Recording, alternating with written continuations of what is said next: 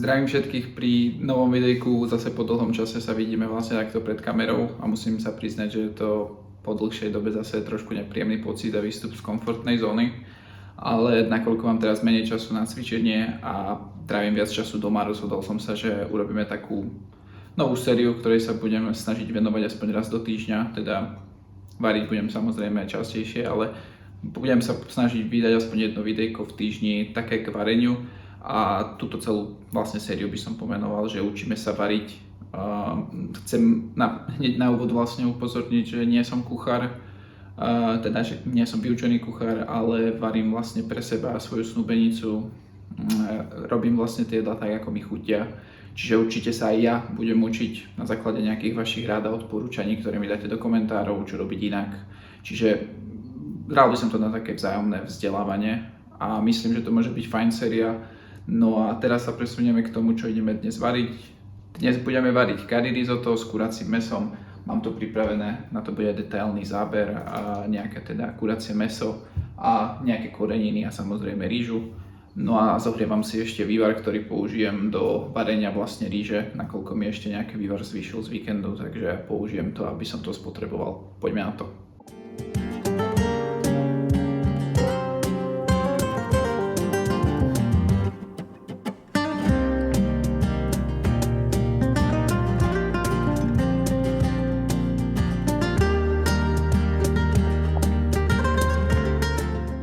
Čiže ako prvé si pripravím mäso, ktoré si trošku očistím od tých kúskov, ktoré vlastne nechcem.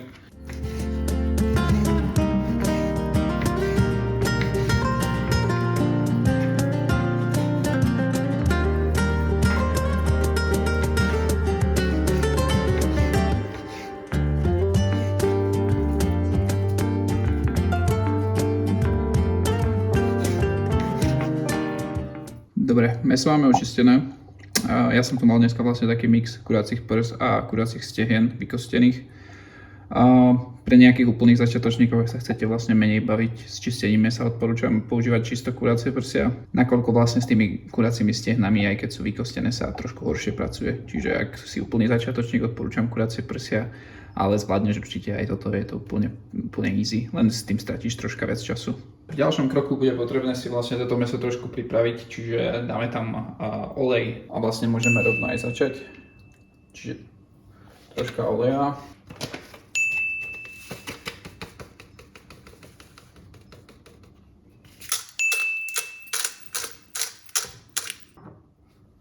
Troška čili papriček.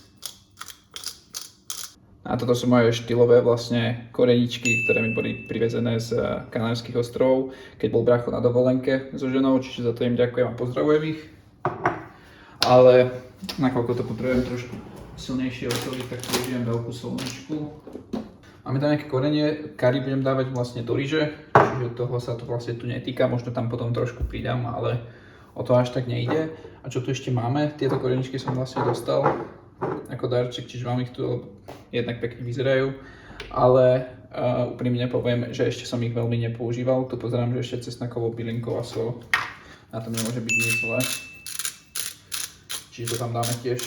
Tu už môžeme vidieť záber na mäso, kedy ho máme nakorenené a je potrebné ho ešte predtým, než ho dáme na plameň, poriadne premiešať. Samozrejme, treba brať do úvahy, že niekedy máte v týchto mixoch, ako je napríklad tu je to napísané, hej, že je to cesnakovo bylinková soľ, čiže tá soľ tam bude, ale v niektorých mixoch, ako sú grilovacie korenia a tak ďalej, už máte aj nejakú soľ, čiže s tou soľou treba byť opatrný, aby ste to neprehnali. Ja vždy hovorím, že radšej troška menej a prisoliť to ešte neskôr počas varenia, kedy to ochutnáte, než to prehnať a prisoliť to hneď na začiatku, to už bude neskoro. A cieľom je vlastne teraz to mäso trošku zatiahnuť z každej strany. A následne, keď bude zatiahnuté, tak ho vlastne podlejeme vodou, aby sa trošku dusilo a zmeklo. Samozrejme je veľmi dôležité si kontrolovať, či tam máte dosť oleja. Ak by sa vám zdalo, že sa vám to pripeká, treba pridať, je to proste od oka. No a tu vedľa už máme prihriatý vlastne víkendový vývar. Kvalitný, poctivý domáci vývar. A neviem, či existuje jednoduchšie jedlo, ako je proste uvariť vývar. A to si vlastne tiež raz pracujeme v samostatnom videjku. No a vývar budeme potrebovať k vareniu vlastne ríže. lebo v niektorých receptoch sa odporúča pri varení ryže použiť vývar.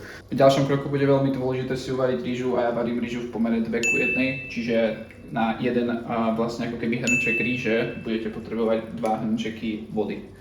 Čiže ja dnes použijem 2 hrnčeky rýže, čiže použijem 4 poháre vlastne vývaru. Rýžu si teraz premieme.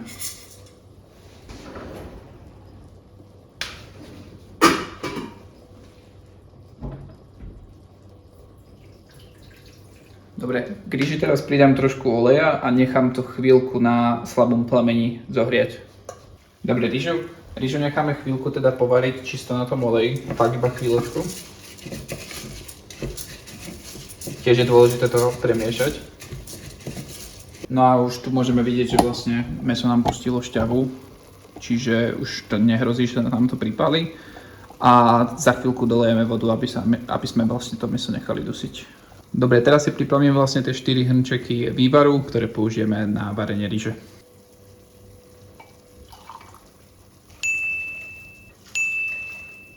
Tu už môžeme vidieť, že mäso sa nám úplne zatiahlo a teraz ho podlejeme vodou tesne tak, aby trošku trčalo z tej vody, nechceme to úplne preliať a necháme to mäso vlastne dusiť, kým nám nezmekne. Mäso máme zaliaté, vidíme, že nám kúsky mäsa vytrčajú, za mňa je to úplne takto v pohode a teraz vlastne ešte dolejeme tie zvyšné 2 hrnčeky vývaru do ryže, aby nám sedel pomer. Dobre, a nakoľko vlastne tie hrnček ryže tiež neboli úplne okopisté, tak poslednú už pridám len taký polovičný.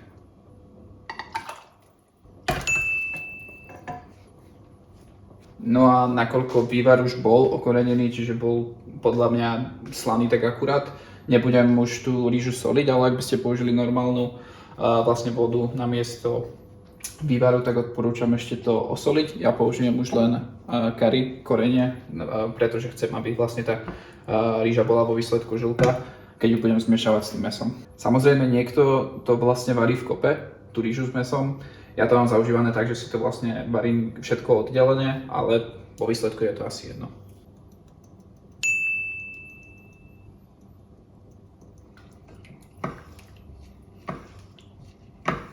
To curry korenie ešte prispôsobím podľa toho, keď sa nám voda trošku odparí, že či ho tam budem chcieť viac alebo menej. No a teraz necháme rýžu variť spolu s mäsom, ktoré sa nám dusí, kým nám zmekne. Rýžu teraz nechám variť nejakých 15-20 minút podľa toho, ako rýchlo sa nám vlastne tá voda z rýže odparí. Prípadne, čo sa týka mäsa, tak to odporúčam ešte potom ochutnať, či tomu niečo nechýba, nejaké korenie, soľ, možno niečo, čo máte radi navyše. Voda sa nám pomaly ale isto odparuje, takže o chvíľku budeme kontrolovať, že ako je na tom, či už je dosť mäkká, alebo ešte necháme povariť. Ak to nevedel, tak na Zare boli výpredaje, takže nám došiel takýto balík. A môžete si v komentároch tipnúť, že koľko tam je veci pre mňa. Dobre, keď sa z rýže mi už takto voda odparí, tak ju zvyknem aspoň občas premiešať, aby sa na spodku nepripálila. Idem ochutnať mäso, že či je už teda dosť mäkké, lebo ja budem vlastne pridávať ešte trochu smotany, aby to bolo také kremovejšie a následne potom budem zmiešavať vlastne tú rýžu s mäsom dokopy do tohto jedného väčšieho hrnca, aby to bolo v kope a nasiaklo to vlastne celú tú chuť. Ale každopádne mäsko už je tiež mäkké, čiže pridáme tam teraz smotanu. Vôbec to nezvyknem používať, neviem aká je, ale inú proste v byle nemali, čiže bohužiaľ. Čiže klasika. Pridáme to k mäsku. Celé to premiešame a necháme povariť chvíľku aj s tou smotanou. Nech to prevrie. No a potom nás bude čakať už len finálny mix, že to dáme celé dokopy a budeme servírovať. Juhu. Čiže o chvíľu sa vidíme pri finále. Nakoľko mám ešte horúci hrniec, mám tu asistentku. Asistentka, pozdrav, ne? Čauky. A flexi tu s prsteňom. Dali sme to dokopy a teraz to kvalitne premiešame, nech to nasiakne tá ryža. Musíme to kvalitne premiešať, nech to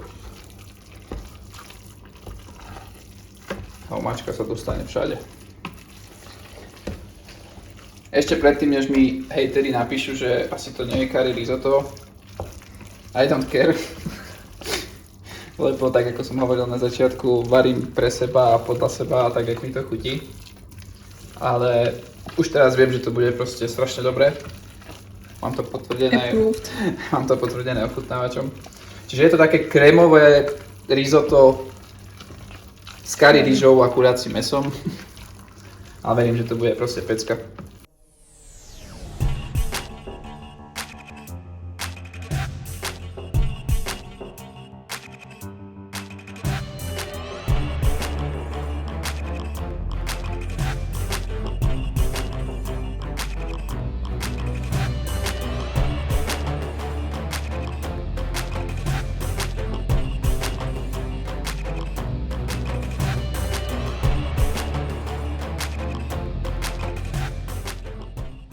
No a curry risotto máme hotové, ja vám prajem dobrú chuť a poďme to ochutnať.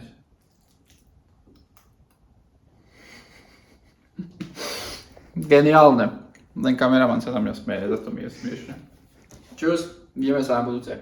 A na záver mám pre vás jednu bonusovú radu. Ak si po varení za sebou aj upraceš kuchyňu, tvoje jedlo bude chutiť minimálne raz tak dobre. Ak sa ti video páčilo, hoď like, daj odber a ak chceš vidieť viac mojich kuchynských pokusov, napíš mi to dole do komentára. Vidíme sa na budúce.